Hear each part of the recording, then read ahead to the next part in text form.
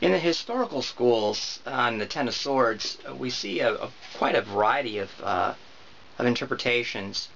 For the Ten of Swords, originally Papus would have probably used the Tarot de Marseille, and for him, it's been an ongoing back and forth between commencement of opposition by an enemy, then a response and an equilibrium, sort of the thesis, antithesis, synthesis of Hegel finding its way into tarot cards.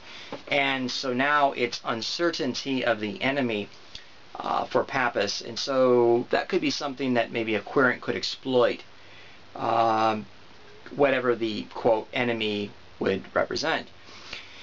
With the Tarot de Marseille, part of it here is talking about this is at this point the 10 is usually the sort of downward angle. When a bullet travels out of a rifle, most people think straight line, like a laser beam, but it actually arcs. And you can think of the 2 through 10s or A's through 10 actually in that same sort of sense. And so this is sort of the culmination of the element. And at this point, this is brought up here with enough already. So in the realm of boundaries or defending or drawing a line in the sand, it's enough already with the boundaries. There can be times where, boundaries may be inappropriate. It's not exactly fair to say to a 4-year-old child that's your son or daughter, I'm sorry, I can't love you completely because I have a boundary and I need my own time. Sometimes these things are not appropriate, or maybe you've established enough of your boundaries and now it's time to move on into enjoying the life that this new boundedness has given you.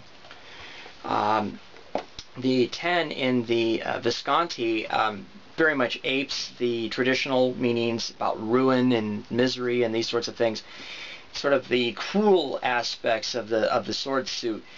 And so really won't comment much on that because it will come up in the traditional. Attilas are more interesting. This is based Tarot Dame's Wheels Fortune, based off more the Attila meanings usually, giving sort of a pictorial element that is lacking here.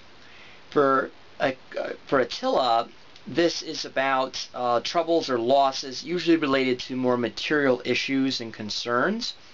And the reversed meaning is the return of happiness.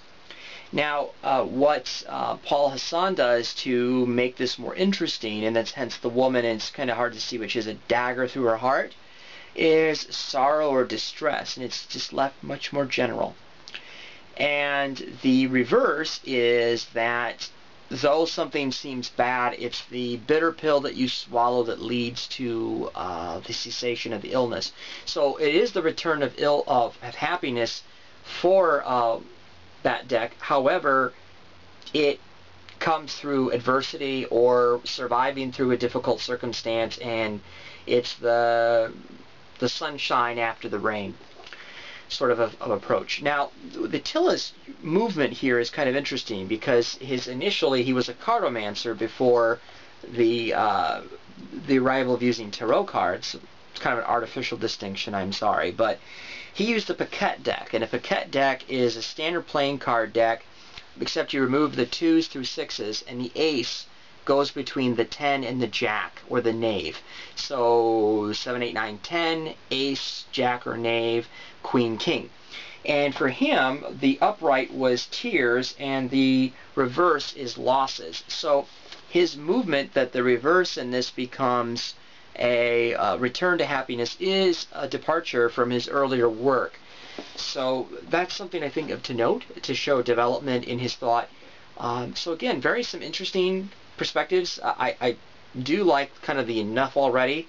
There's sort of a nice looseness within some of the interpretive styles of the Tarot de Marseille that are definitely attractive, and so certainly some things there. And again, quite a bit of difference in the Attila-based decks from what we're going to see with traditional schools and so forth, moving on from here.